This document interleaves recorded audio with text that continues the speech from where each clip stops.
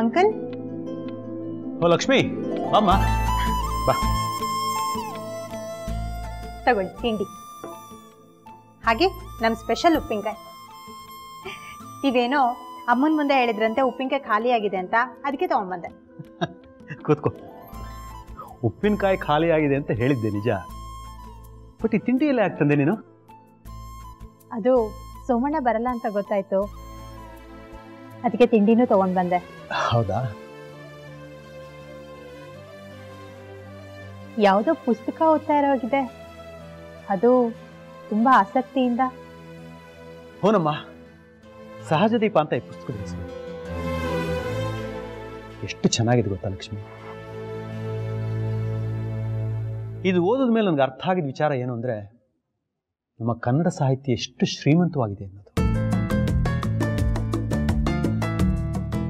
ನಮ್ಮ ಸುತ್ತು ಎಂಥ ಒಳ್ಳೆ ಮನಸ್ಸುಗಳಿದೆ ಎಂಥ ಒಳ್ಳೆ ಸಾಹಿತ್ಯ ಇದೆ ನಿಮ್ಮಂಥ ಒಳ್ಳೆ ಜನ ಇದೆ ಇವುಗಳ ಮಧ್ಯೆ ಕಾಲ ಕಳೆಯೋದು ಬಿಟ್ಟು ನಾನು ಈ ಕುಡಿತಕ್ಕೆ ದಾಸನಾಗ್ಬಿಟ್ನಲ್ಲ ಅಂತ ನನಗೆ ತುಂಬ ಬೇಸರ ಇದೆ ಲಕ್ಷ್ಮಿ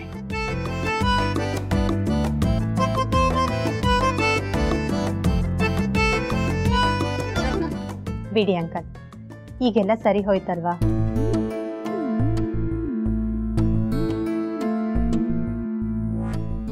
ಮುಖ್ಯವಾಗಿ ಏನು ಸರಿ ಹೋಗಬೇಕು ಅದು ಸರಿ ಹೋಗಿಲ್ಲ ವಿವೇಕ್ ಜೀವನ ಸರಿ ಹೋಗೋವರೆಗೂ ನನ್ನ ಮನಸ್ಸಿಗೆ ನೆಮ್ಮದಿ ಇಲ್ಲ ಲಕ್ಷ್ಮಿ ಅದೆಲ್ಲ ಸರಿ ಹೋಗುತ್ತೆ ನೀವೇನು ಯೋಚನೆ ಮಾಡಬೇಡಿ ನಿಜ ಹೇಳ ಲಕ್ಷ್ಮಿ ನಿನ್ನೆ ನೀವು ಬಂದು ಹೋದ್ಮೇಲಿಂದ ನನ್ನ ಮನಸ್ಸು ತುಂಬ ಪ್ರಶಾಂತವಾಗಿದೆ ಎಷ್ಟು ವರ್ಷಗಳಿಂದ ಈ ಕುಡಿಯೋ ಕಾಯಿಲೆ ಸಿಕ್ಕಾಕೊಂಡ್ಬಿಟ್ಟಿದ್ದೆ ನಾನು ನಿನ್ನೆ ನೀವು ಬಂದು ಒಂದು ನಿಮಿಷದಲ್ಲಿ ಆ ಕಾಯಿಲೆ ವಾಸಿ ಮಾಡಿಬಿಟ್ರಿ ನಮಗೂ ಅಷ್ಟೇ ನೀವು ಯಾರ ಹತ್ರನೂ ಹೇಳ್ಕೊಳ್ದೆ ಒಳಗೊಳಗೆ ನರಳಾಡ್ತಾ ಇರೋದನ್ನ ನೋಡೋಕ್ಕಾಗ್ತಿರ್ಲಿಲ್ಲ ನಿನ್ನ ರಾಘವನ್ನ ನೋಡಿದ್ರೆ ನನಗೆ ತುಂಬ ಸಂತೋಷ ಆಗುತ್ತೆ ವಿವೇಕ್ನ ಅವನ ಹೆಂಡ್ತಿನ ಅವನ ಮಗುನ ಅದೇ ರೀತಿ ನೋಡಬೇಕು ಅಂತ ನನಗೆ ತುಂಬ ಆಸೆ ಇದೆ ಆದರೆ ನನ್ನ ಆಸೆ ಯಾವಾಗ ಈಡೇರುತ್ತೋ ಆ ದೇವ್ರಿಗೆ ಗೊತ್ತು ನನಗೆ ತುಂಬ ಸಂತೋಷ ಆಗುತ್ತೆ ಲಕ್ಷ್ಮಿ ನಿನ್ನ ಮತ್ತು ರಾಘವ ಮಧ್ಯೆ ಇರೋ ಹೊಂದಾಣಿಕೆಯನ್ನು ನೋಡಿದ್ರೆ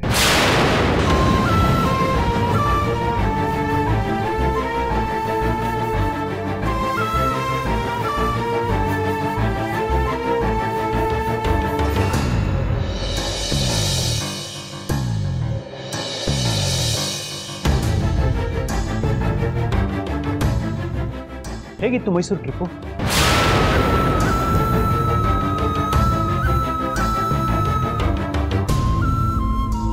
ನಾನು ಕುಡಿತಿಲ್ಲ ಲಕ್ಷ್ಮಿ ನಾನು ಕುಡಿಯೋ ಹಾಗೆ ನೀನು ಮಾಡಿದೆ ನೋಡು ಲಕ್ಷ್ಮಿ ತಪ್ಪು ನಿಂದೊಬ್ಬಳದೇ ಆಗಿರಬೇಕು ಅಂತೇನಿಲ್ಲ ರಾಘವದು ಆಗಿರ್ಬೋದು ಆದರೆ ತಪ್ಪು ಮುಂದುವರಿಸ್ಕೊಂಡು ಹೋಗದೆ ಇರೋ ಥರ ನೋಡ್ಕೋಬೇಕು ಅಷ್ಟೇ ಒಂದು ಮಾತು ಹೇಳ ಲಕ್ಷ್ಮಿ ಮನುಷ್ಯನ ಜೀವನದಲ್ಲಿ ಏನೆಲ್ಲ ಗಳಿಸಿದ್ರು ಒಂದು ಇಷ್ಟರಲ್ಲಿ ಕಳ್ಕೊಂಡ್ಬಿಡ್ತಾರೆ ನೀನು ವಿವೇಕ ಇರೋಳು ತಿಳುವಳಿಕೆ ಇರೋಳು ಎಲ್ಲಿ ತಪ್ಪಾಗಿದೆ ಅನ್ನೋದನ್ನ ಸರಿಯಾಗಿ ಯೋಚನೆ ಮಾಡಿ ಅರ್ಥ ಮಾಡ್ಕೊ ಉಗುರಲ್ಲಿ ಹೋಗೋದಕ್ಕೆ ಕೊಡ್ಲಿ ತಗೊಳಕ್ ಹೋಗ್ಬೇಡ ಹೀಗೆ ಹೇಳ್ತಿದ್ದೀನಿ ಅಂತ ತಪ್ಪು ತಿಳ್ಕೊಬೇಡಮ್ಮ ನಿನ್ನ ಸಂಸಾರ ತುಂಬ ಚೆನ್ನಾಗಿದೆ ನನ್ನ ಮಗನ ಸಂಸಾರ ಥರ ನಿನ್ನ ಸಂಸಾರ ಆಗೋದು ನನಗೆ ಇಷ್ಟ ಇಲ್ಲ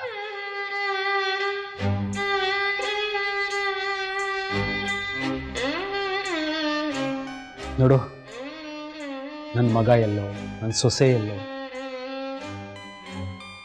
ಆ ಮಗು ಎಲ್ಲರೂ ಇದ್ದು ಯಾರೂ ಇಲ್ದಂಗೆ ಹೋಗಿದೆ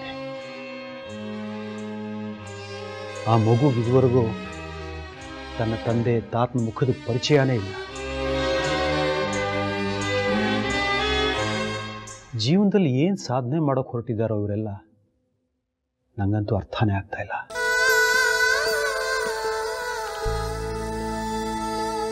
ಆದರೆ ಒಂದಂತೂ ನಿಜ ಲಕ್ಷ್ಮಿ, ಬೆಂಕಿ ಹಿಂದೆ ಹೋಗಿ ಆಡೋದಿಲ್ಲ. ನಿಮ್ಮಿಬ್ಬರ ಮಧ್ಯೆ ಆಗ್ತಿರೋದು ಇದೇ ಲಕ್ಷ್ಮಿ. ಇದನ್ನ ಈಗಲೇ ಚಿವುಟ್ ಹಾಕೋ ದಾರಿ ಕಂಡಿಡ್ತೀನಿ. ಇದು ಬೆಳೆದು ನಿಂತು ಬಿಟ್ರೆ ತುಂಬಾ ಕಷ್ಟ ಆಗುತ್ತೆ.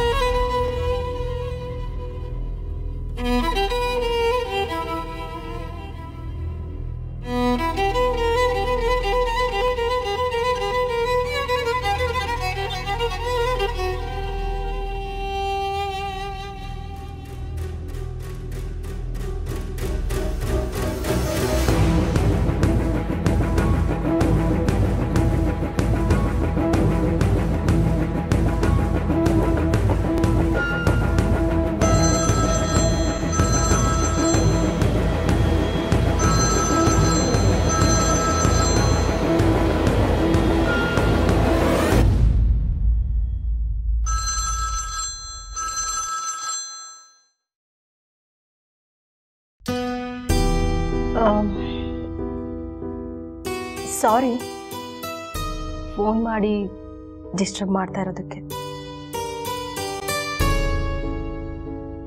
ವಿಷಯ ಹೇಳು. ವಿಷಯ ಇನ್ನೇನಿರುತ್ತೆ, ಇಟ್ಸ್ ಓನ್ಲಿ ಪ್ರೊಫೆಷನಲ್. ಅದೇ ಆ ಹೊಸ ಪ್ರಾಜೆಕ್ಟ್ ಕೊಟೇಶನ್ ಬಗ್ಗೆ ಮಾತಾಡಬೇಕಿತ್ತು. ನೋಡಿ, ಈ ಪ್ರಾಜೆಕ್ಟ್ ನ ಮಾಡ್ತಾ ಇರೋದು ನಾನು ನಿಮ್ ಜೊತೆ ಮಾತಾಡೋದಕ್ಕೋಸ್ಕರ ಅಡ್ವಾಂಟೇಜ್ ತಗೋತಾ ಇದ್ದೀನಿ ಅಂತ ಮಾತ್ರ ಅಂದ್ಕೋಬೇಡಿ.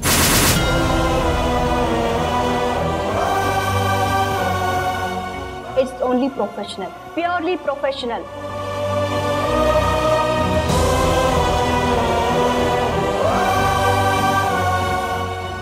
ಸರಿ ಹೇಳು. ಅದೇ ಕೊಟೇಶನ್ ಬಗ್ಗೆ ಮಾತಾಡಬೇಕಾಗಿತ್ತು. ನೀನ್ ಸಿಗೋದಾದ್ರೆ ಅದಕ್ಕೆ ಅಂತ ನಾನು ನಿನ್ನ ಆಫೀಸಿಗೆ ಬರಲ್ಲ.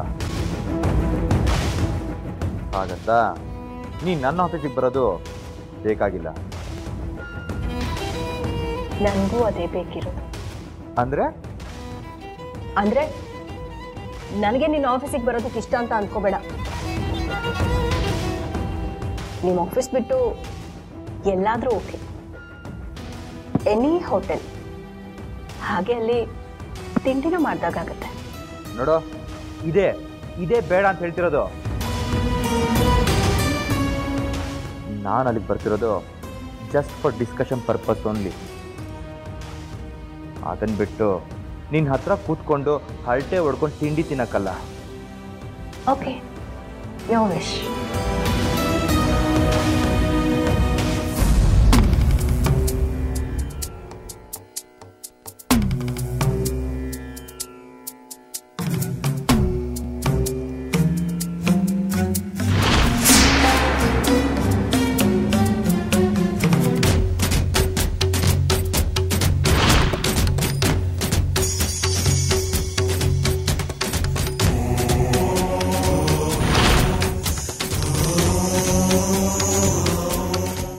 ನನ್ನಿಂದ ಏನಾದರೂ ತಪ್ಪಾಗಿದ್ರೆ ಲಕ್ಷ್ಮಿ, ನಿನ್ನಿಂದ ತಪ್ಪಾಗಕ್ ಸಾಧ್ಯನೇ ಇಲ್ಲ. ಎಲ್ಲ ತಪ್ಪು ನನ್ನಿಂದನೇ ಆಗೋದು. ಆಕ್ಚುಲಿ ಹೇಳ್ಬೇಕು ಅಂದ್ರೆ ನಾನೇ ಸರಿ ಇಲ್ಲ, ನಂದೇ ಎಲ್ಲ ತಪ್ಪು. ದಯವಿಟ್ಟು ನನ್ನ ಕ್ಷಮಿಸ್ಕೊಡು. ನಿನ್ನ ಮಾತು, ನೀನ್ ನಡ್ಕೊಳ್ಳೋ ರೀತಿ, ಇದರಿಂದನೇ ನನ್ನ ಹೊಟ್ಟೆ ಸಾಕಷ್ಟು ತುಂಬೋಗಿದೆ. ಅದ್ರ ಮೇಲೆ ನಾನು ಹೇಗೆ ಊಟ ಮಾಡ್ಲಿ ಹೇಳು?